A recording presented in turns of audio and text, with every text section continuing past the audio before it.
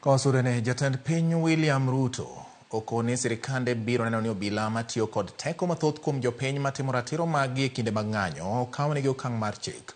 RUTO kone okang' mar nywando jotelo mag duond buche mamoko e sirikal en mana yor tego demokrasia mathurka. Magi obedo ote mar jatend piny e twak mare mar yawo higa manyien, nyasi manobagi e kaunti ma Kisii. Walter Nyambaga nigi ler mar wachno. Bana kaka higa ka higa jatend piny chiwo twak ne jo Kenya mar rwako higa manyien, William RUTO ne otimo kamano e kaunti ma Kisii, e kama ne otene kod jotelo gi welo mamoko mogwel e kar jot mare ma adundo. Achiel kuom ote manyo miyo pek en rakruok mar obila moserakruok godo gi jo Kenya. RUTO ogo bade piny ni kuom adiera obila oserakore kod jopiny kendo tiyo kod teko mathoth kuom jopiny e kinde mag ng'anyo. RUTO okoni migawo marango tije mag obila nyaka kaw okang' mar chik ni obila mag kamago. They must continuously strike a delicate balance between delivering robust security responses and enabling the enjoyment of these rights and freedoms. It cannot be denied, ladies and gentlemen, that there has been instances of excessive and extrajudicial actions by members of the security services. At the same time, it must also be acknowledged that due process is underway in appropriate institutions to ensure accountability.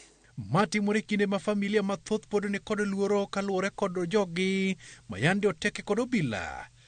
Kendo nyaka sani pok oyudi ka jatend piny William RUTO to okuongo jok matiyo kod mbui kendo keto pichni to kod weche moko ma ok nyis luor. These are clear signals that our moral fabric is at risk of decay, exacerbated by various factors, including the manipulation of digital technology, particularly social media, to amplify antisocial behavior and erode moral values. RUTO koni kuom thuolo mokalo, sirikande osebedo kod achiedh nade mathoth, kendo weyo ka kor sirikal orwanyore, kendo hanore mokalo, ma ne dwaro ka okang' mongirore mar bero lwasi mar Kenya.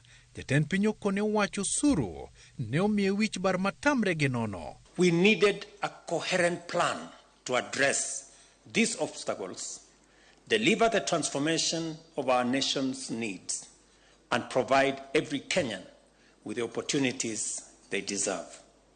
You, the people, made it clear to us as leaders that compliance with revenue measures must be accompanied by a stronger commitment on our part to deliver greater transparency and efficiency in the administration of all public resources. Jatend piny okoni sirikand Kenya Kwanza ne oyiero mar medo nywando jotend duond buche mag siasa to kod jotelo mathoth e sirikal e kaka yudo thuolo mag dongo demokrasia kendo nyaya achiel mar oganda. The broad-based bipartisan national conversation we are having with leaders from various political formations seeks to extend the principle of inclusiveness to its widest possible reach without compromising the fundamental values of competitive democracy and diversity in viewpoints. Our goal is to enhance, not diminish, our identity as a free, open, democratic society founded on constitutionalism and the rule of law. You have been to Homa Bay 8 times in 2 years. The children of Homa Bay from every corner can now see what the presidency is, and that is profound. We have come here in the spirit of friendship, in the spirit of working together, and in the spirit of encouraging leadership at the top level by His Excellency to find us united so that it is easy for us to work together. Kopogore kod twak mayoridore, jatend piny kod jotelo mamoko nyobedo kod thuolo mar mor kanyakla, kendo juso kagirwako iga, ka binde emanyo juse koda kawer mar kasongo. Masani jo Kenya masayo sirikal etiyo godo mar dhianyone e mbui. RUTO okawo wend kasongo no gi erokamano. Walter Nyambaga, Ramogi TV.